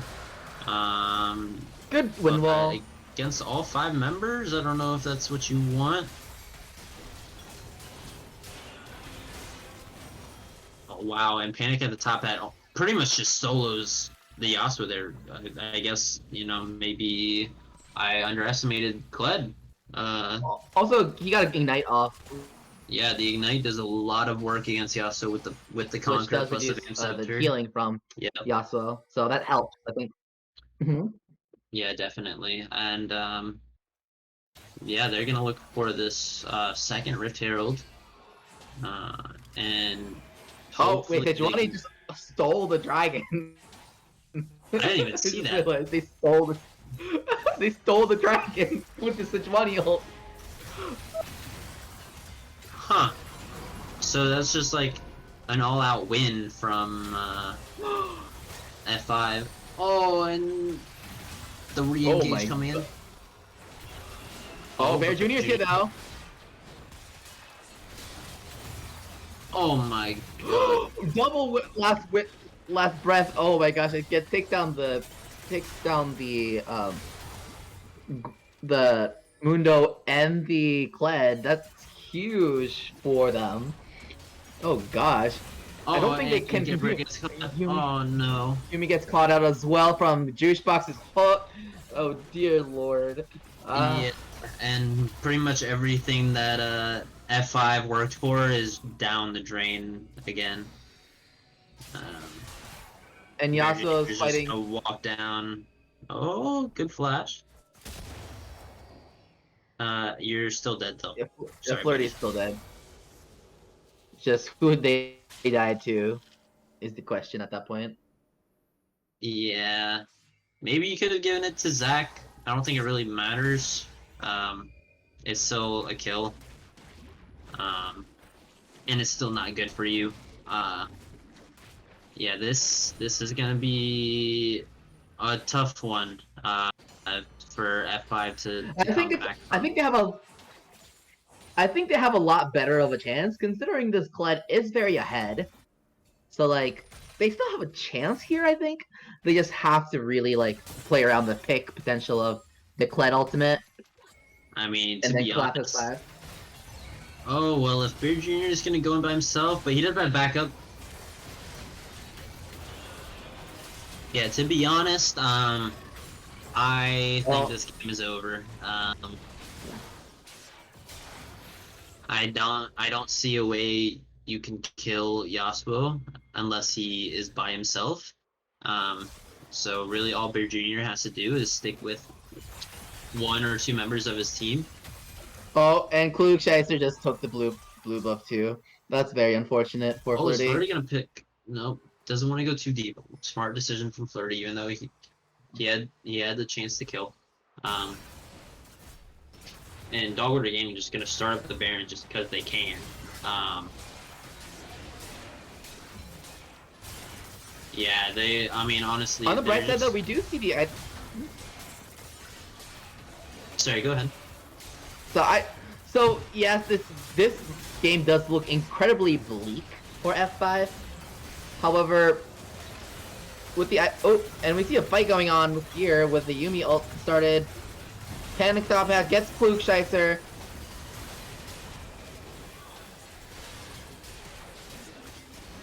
Bear Jr. still alive. Oh, but that's a Yumi on a Kled.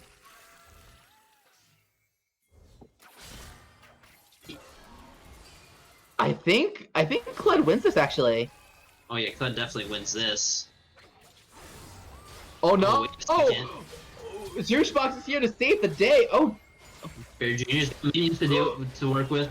Oh my god! Yeah, that was. Well played. That was very well played. That was really well played from Bear Yeah. Jr. and Juicebox, and that is a terrifying bot lane combo right there.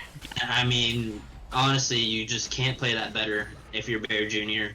Juicebox came in, saves the day, able to hook the Kled.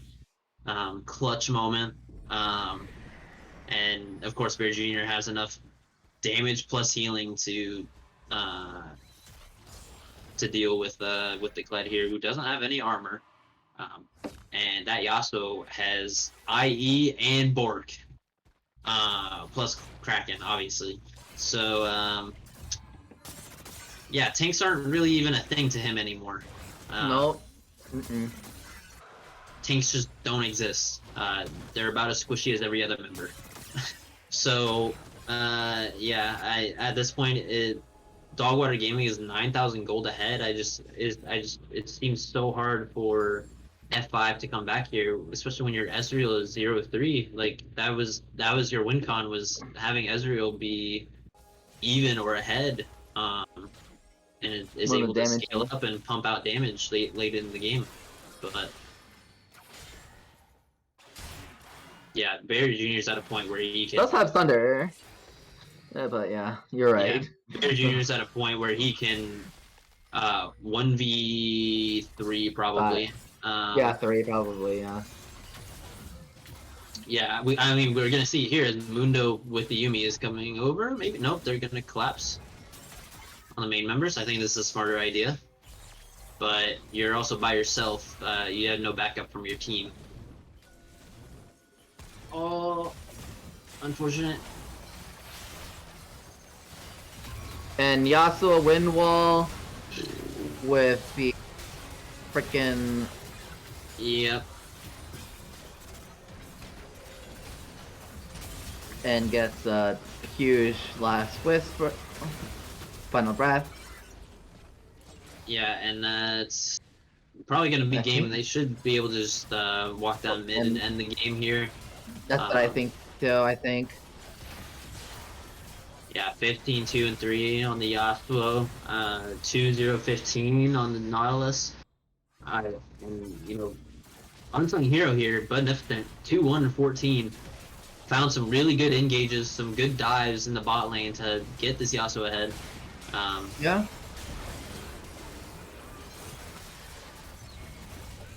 And yeah, they're just gonna dive under the towers here. Oh, although Yasuo does go under the fountain. That's the classic when you're that far ahead, is you try to ult under the fountain and forget that you don't get Yasuo went under the fountain. This tower actually might. range. Yeah, you always forget that you don't get put outside the tower range like normal towers, and you go into the fountain.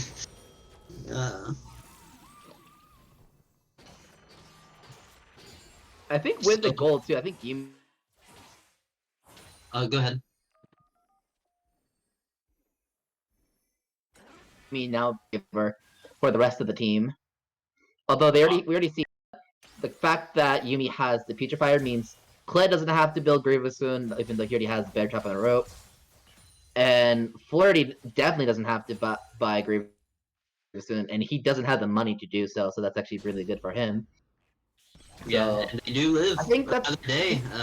Bear Jr., little hyphy, went under the fountain.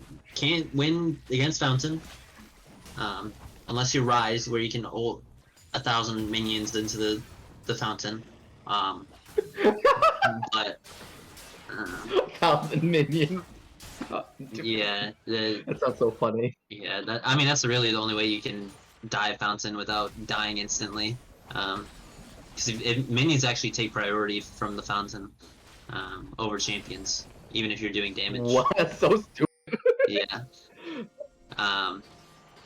But very rarely do you get minions into the fountain, so that's why that's the case. But I mean, we've got 4 members, about to be 5 members of Dogwater Gaming coming in to the base. And Panic Top Hat is caught, unfortunately. Yep, and he Left is press dead, and that's and super dead. down.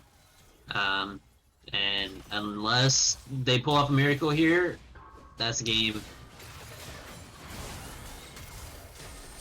And Yeah, I think that's a game here. is to Dogwater Gaming for taking down Frankie Flesh's Flirty Fudge Factory in our first series of the PMALCS Season 8 split.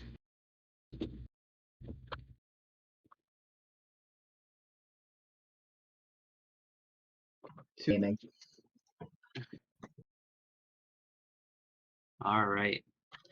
And with Game 2 done, let's get a straw poll for our Game 2 MVP. And then we can get our Game 1 MVP, Jishbox, and our future Game 2 MVP into Whoever. the call with us, and we can we talk about those games as well as captains if they want.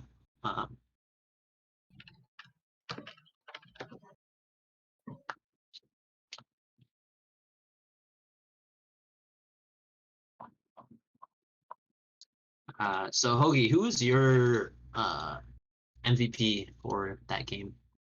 I know who And my why MVP is it Bear is. Jr.? and Exactly. is it and why is it Bear There's, Jr.? although Bear Jr. did get bailed out that one time by Juicebox, I really don't think there's any world where you give it to anyone else than him. He did literally 20,000 more damage than the next person on his team. What is the math on this? He did probably 1.3k damage per minute. He had 33,000 damage in 26 minutes. That's all I have to say So about that one.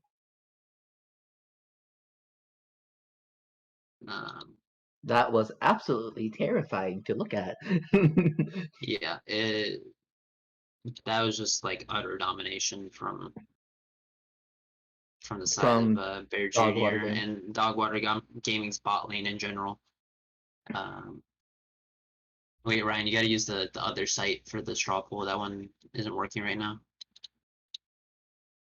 It's strawpoll.com, not strawpoll.me. Yeah, you.com.me does not work. We can't see the results from .me, unfortunately. Yeah. It's weird. Little technical difficulties. We'll get it out to you in a second so we can get the true MVP in here. Although a lot of you will probably meme and vote someone else. Flesh. Yeah, no, we'll vote for Flesh. Write-in votes. The write-in votes. Yeah, exactly. The absentee ballots are coming in. It's actually for Flesh. Flesh is the MVP. Yeah, but Flesh is an honorary member of F5, so what does that mean? Oh, because Flesh. Oh my gosh, you're right. Because it's in the name. Yeah, Like, Frankie Flesh's Flirty Fudge Factory. I haven't memorized. I just need to get better at saying it. It will be new straw poll. It's gonna be strawpoll.com. Thank you. Frankie Flesh's Flirty Fudge Factory. There we go.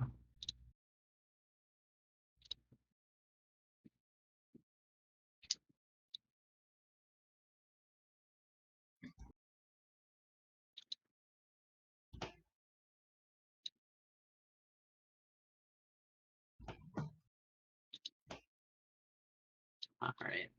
And votes are coming in. We've got so far 5 votes for Bear Jr., 1 vote for Budnificent, 1 vote for Jishbox. I think Yes. both definitely played very well in the game. But as the votes come in, I think the chat got it correct this time on who our Game 2 MVP is. As much as you hate that 80 carries and Bear Jr., I definitely think he is deserving of this MVP. Yes, absolutely. Although Juicebox is getting some votes. Might be close one.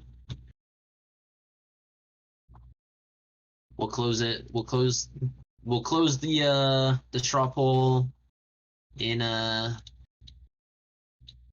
minute. So get your votes in right now.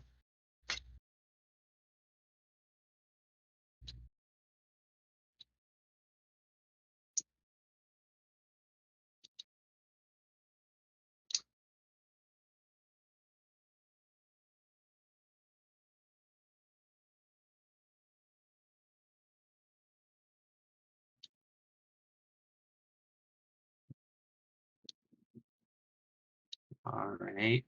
And I'll wait till the clock hits 10:23. All right. What's the update on the MVP poll? Okay. Has hit 10:23. Haven't seen any more votes come in, so we're gonna name Bear Jr. Game 2 MVP, and Juicebox can also, as the Game 1 MVP, can come into The player of the game one. game. We're gonna hop down and meet y'all there. Captains And probably should come here too. captains, if you want to come in and talk about how your first series of the new split was, please do so. So we'll see you there.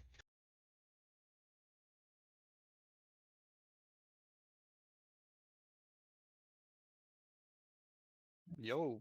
Hey, we got two of them. Hello. Is your They got the captain MVPs. gonna join, or is it just you two for today? Yeah, he's Luke is here. The captain. Okay. Hello. And if, Congratulations on the 2-0, everybody. yeah, Thank and if you. Frank wants to hop in too, if you want to, you don't have to. That's fine. But we'll go ahead and start our post game interviews. So we'll start with game one.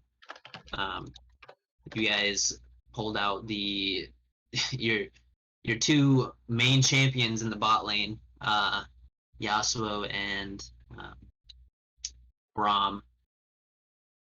First timing. Yeah. yeah. By the way, amazing wind wall / unbreakable. That was like disgusting.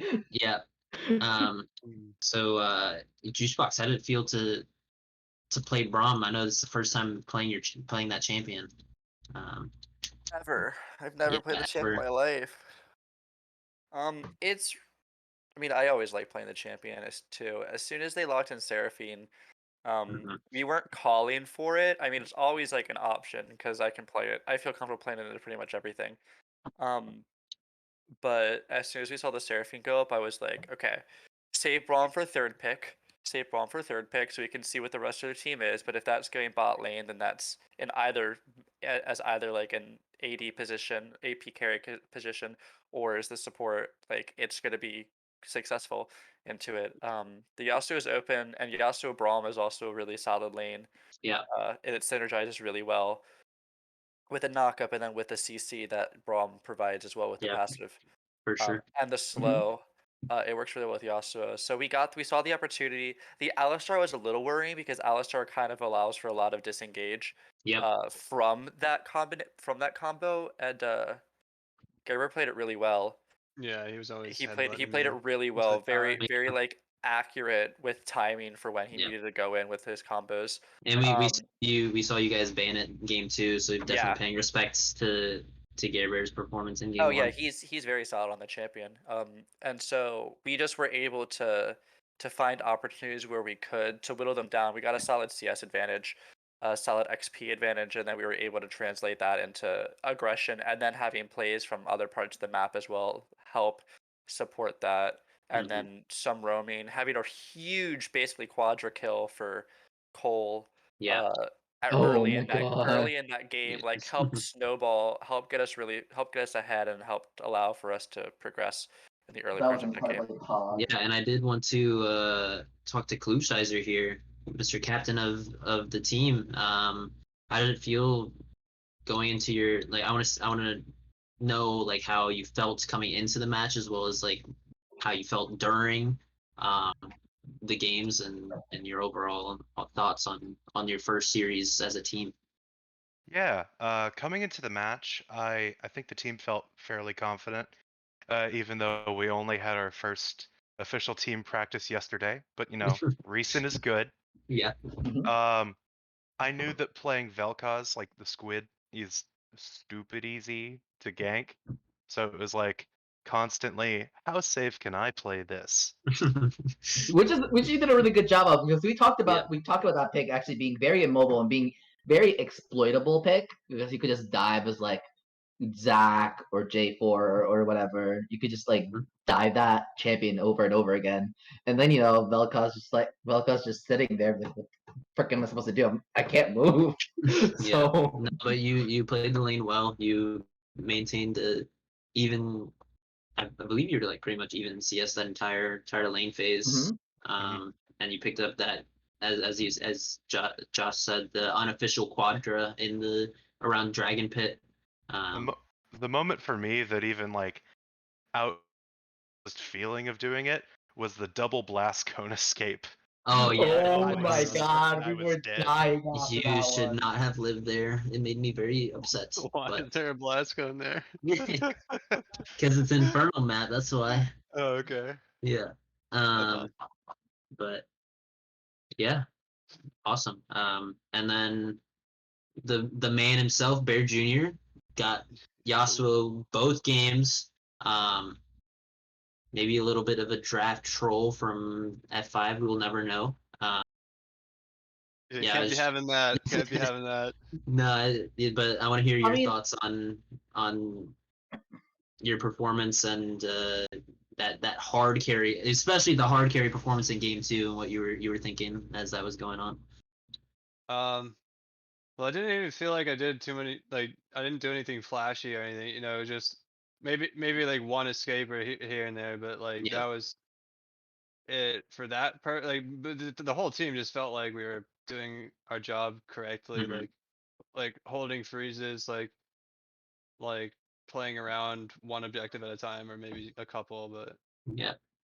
it just got like a little bit shaky around some team fights, but that's just like new team problems, you know. New team mid game issues. Definitely not Yeah, a yeah. stranger to those things. I felt like having my most comfortable champ is gonna be allowing me to shot call and stay calm in those crucial moments. Yeah, and I mean, as you said, it's like not even though it's not a flashy performance, it was a clean performance. So you're able Yeah, to perform like I know well how to as stay well as alive on that champ when I yeah, want to, at least. Like I int a lot on the champ, definitely. yeah, Especially in solo queue, but that's to find my limits. So I do know the yeah. limits. So I want to. Yeah, And and I I mean, can stay speaking of around. limits, I wanna know what was going through y'all's heads during that escape up through the top river and into the alcove. Oh yeah, From I mean I from thought I was dead, but then it just worked Juice. out nicely with the vision in the bush and Yeah. the E angle. Yeah, he was able to Bear was able to get out of the one pool. Mm. And it gave more time for me to get there. Mhm. And Bear had a nice wind wall right as I got there, and I was able to get a hook off like right before Kled like dashed Yeah. Juice into made a Yasuo. hero play. Juice made a What? hero play right there. Yeah. Saving saving Bear. Saving Yeah. Private Bear. Saving Private Bear. Saves the the maiden. Saving Bear's privates. Yeah, I exactly. mean, but that's the kind of plays as a support you have to look for and you have to like be aware of. It's I like agree. I thought that I could die there, Mhm. and I was because I wasn't exactly healthy at that point. I was like half health. I ran away from the fight. I had like 100 mana. That Q was the only mana I had expendable at that point. So I was like, if Bear dies, and I'm in this position, I'm dead as shit. So, but Bear was strong enough at that point, and between the Q and the just passive and the auto attack lockdown, um, and Bear's damage, we were able to take out Gnar before Gnar was able to take out either of us, which was nice. That was Kled, not Nar, but yes. That's what I meant. I meant Kled. I don't know why I said Gnar. Yeah. But yeah, Well, I think that's all I've got. Hoagie, you have any questions? I don't. I just wanted to reiterate with Juice what Juice said. Sometimes you just have to look for that savior play. Sometimes you have to. Even if Your it kills carries you. are Yeah. even if it kills you. As an Yeah. enchanter support player, I wholeheartedly relate. All right. Well, with that, we're going to close up shop on our first series of this new split, Season 8 PMA LCS. GG's to Dogwater Gaming. And we'll see y'all tomorrow. Yes, there's games tomorrow. There's games tomorrow. Cool. Cool. Yeah, we'll see y'all tomorrow. Peace. Thank you.